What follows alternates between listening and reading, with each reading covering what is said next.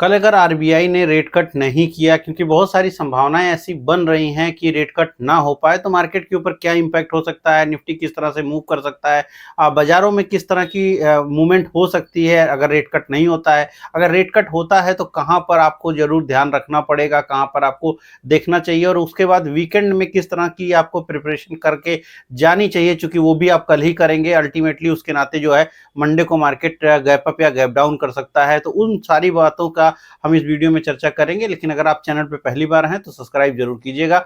नमस्कार, मेरा नाम है अतुल वर्मा। अगर आप बाजारों की आज की बात करिए, मार्केट में कल और आज में कुछ खासा बदलता नहीं दिखाई पड़ा है। बाजार कमोबेश एक दायरे बंद कारोबार कर रहे हैं, लेकिन हाँ, थोड़ी सी रिकवरी दिखी है। कल के वीडियो में मैंने ये बात कहने की कोशिश जरूर आपके सामने रखी थी कि बाजारों में यहाँ से यानी कल के लेवल से थोड़ी रिकवरी की पॉसिबिलिटीज बनती हैं, क्योंकि भारत में पुतिन का आगमन हुआ है। कुछ ना कुछ हम डिफेंस पर कुछ डील कर पाएंगे, कोई ना कोई बड़ी डील संभव है निकल के आएगी।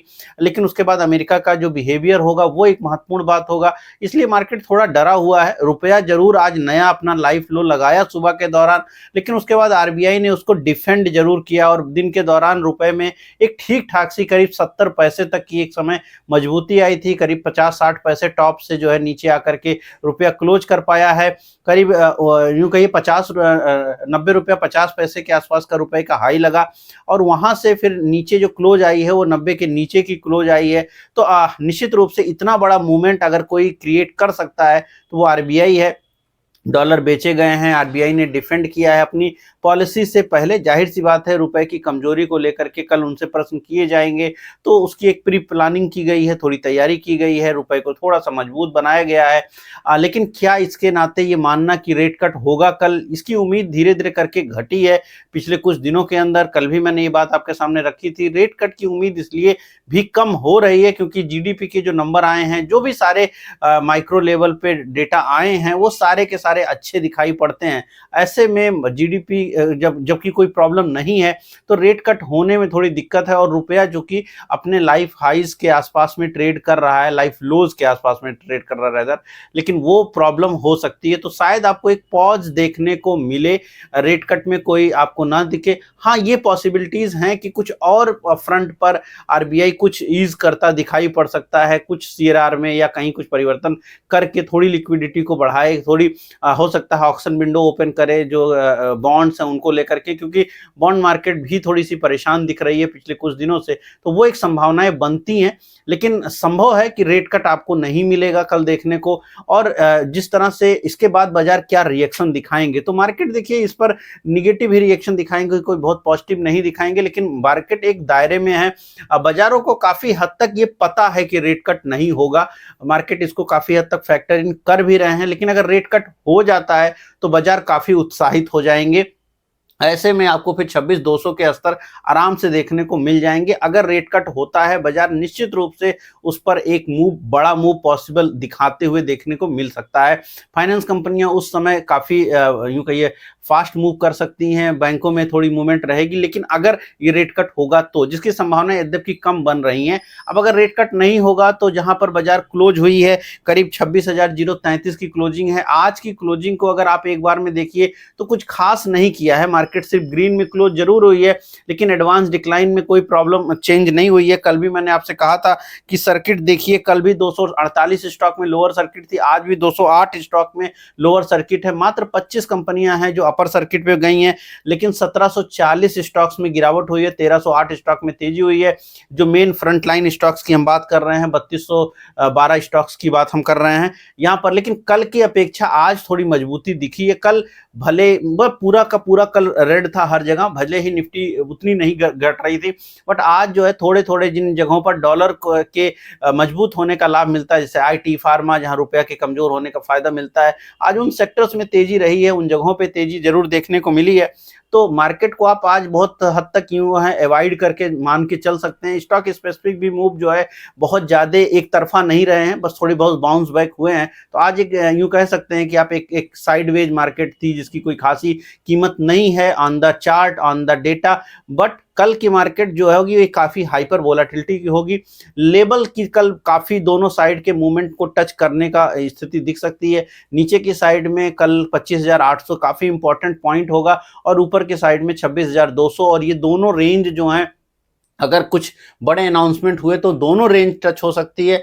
निगेटिव ज़्यादा अनाउंसमेंट अगर हो गए गलती से तो लोअर रेंज, और अगर थोड़े पॉजिटिव अनाउंसमेंट हुए तो अपर रेंज आपके टच हो सकती है। कल बाजारों में हाइपर वोलाटिलिटी की संभावनाएं देखने को मिलेंगी, तो ये बात आपको बिल्कुल ध्यान रखनी है।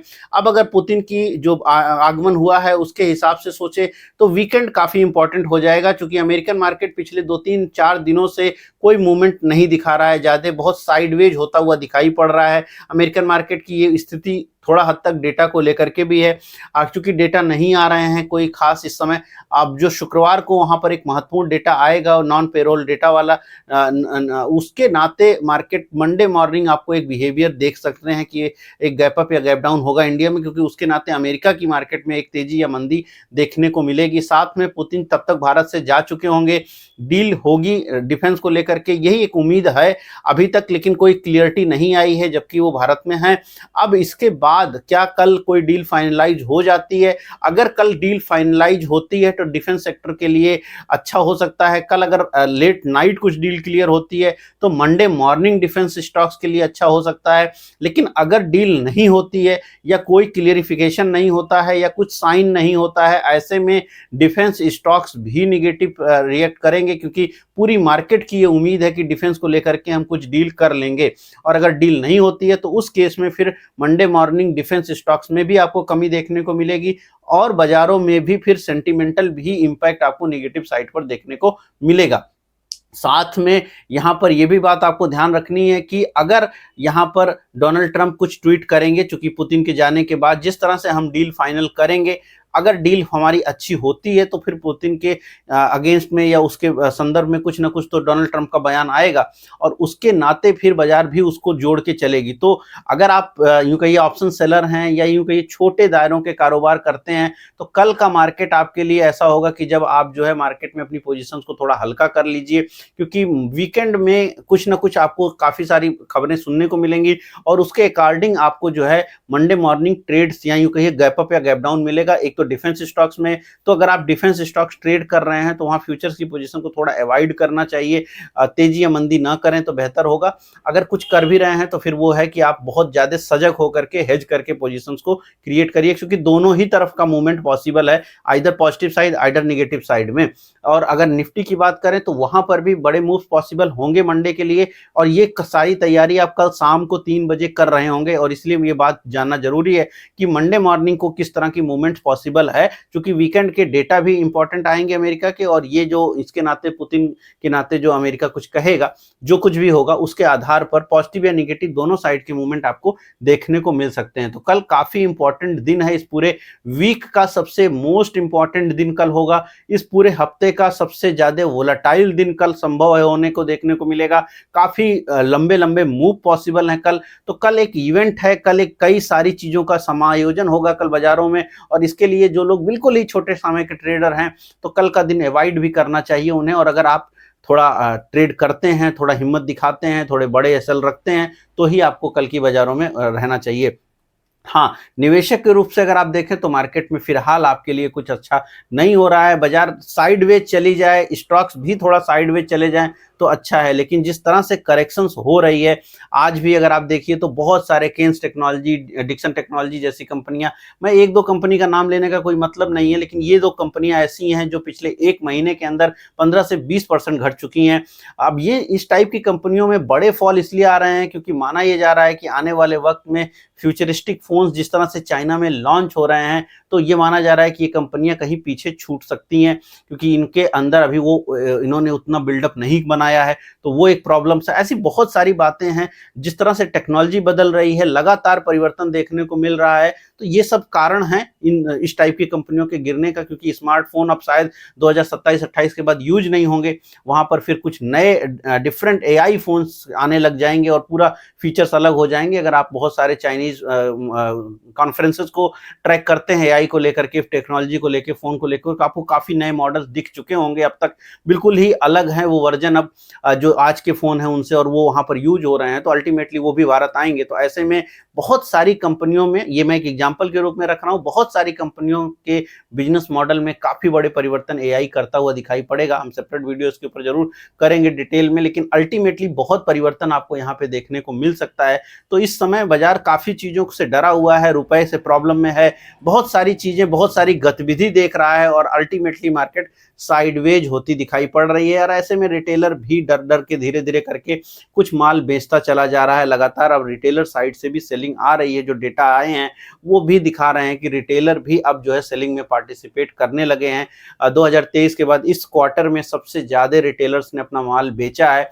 तो अब थोड़ा वो जो डर का भावना है रिटेलर्स में वो दिख रही है।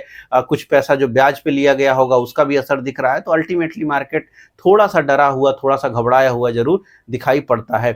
लेकिन हाँ, अल्टीमेटली कल के लिए अगर आप सोचें तो कल आपको जो है, मैंने जितनी बातें कही उनको आपको ध्यान रखना चाहिए और कल के लेवल 26,200 नीचे 25,800 दोनों टच हो सकते हैं। इवन 26,250 भी कल दिन में टच हो सकता है अगर बहुत अच्छा आरबीआई ने कुछ कर दिया तो। ऐसे उसकी उम्मीद मुझे कम ही है। उम्मीद कर रहा हूँ वीडियो पसंद आई होगी। अगर आपका कुछ प्रश्न है, कोई बात है, कुछ भी है तो आप कमेंट बॉक्स में ज़रूर लिखिएगा। कोई और अपडेट चाहते हैं या किसी और टॉपिक पे आप मेरा डिटेल वीडियो चाहते हैं, आप वो ज़रूर बताएँ। वीकेंड में हम डिटेल वीडियोज़ आपके सामने लेके आएँगे कई अलग-अलग स्पेसिफिक चीज़ों के ऊपर। तो मैं मिलूँगा नए वीडियो में कल। इस वीडियो में इतना ही। धन्यवाद।